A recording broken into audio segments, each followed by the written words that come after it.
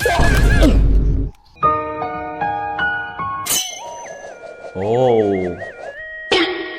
បោះលេងថ្មីទឹកនោមសួស្ដីដល់អ្នកគ្នាជួបខ្ញុំទៀតហើយមុខដែរស្ដាច់ unboxing ហើយកុំចាំយូរគឺខ្ញុំបើកមើលដល់អ្នកគ្នាថាវាលយដូចនៅក្នុងវីដេអូដែលយើងបានមើលហ្នឹងអូខេណា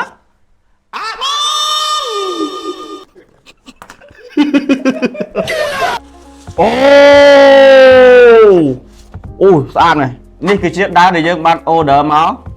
មើលរូបរាងរបស់វាគឺស្អាតខ្លាំងមែនឥឡូវបានមកដល់ដៃយើងហើយតោះយើងទៅបើកមើលដល់អ្នកគ្នាតើវាលយអត់អូនេះគឺជាដាវដែលយើងអាចលេងបានទាំងខាងមុខទាំងខាងក្រោយហើយដាវនេះគឺស្អាតខ្លាំងមែនទែនស្រាលស្រួលកាន់លេងចំពោះក្មេងៗអីគាត់យកទៅលេងគឺស្រួលលេងតែម្ដងតោះយើងទៅ testing វានេះជាកន្លែងចុចរបស់វាខ្មៅហ៎ Damn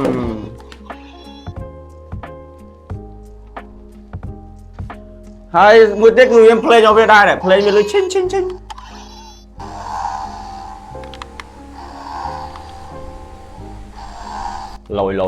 លយអញ្ចឹងយើងដល់ពេលដែលយើងត្រូវរំលឹកជាគុណយើងឡើងវិញហើយសំខាន់ហាត់វារយៈពេល10ឆ្នាំហើយលើយើងរំលឹកវិជាគុណចាស់ទាំងអស់គ្នា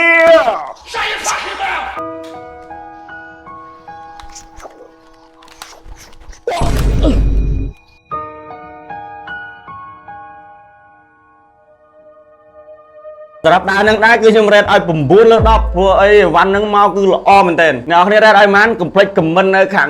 ក្រោមនេះ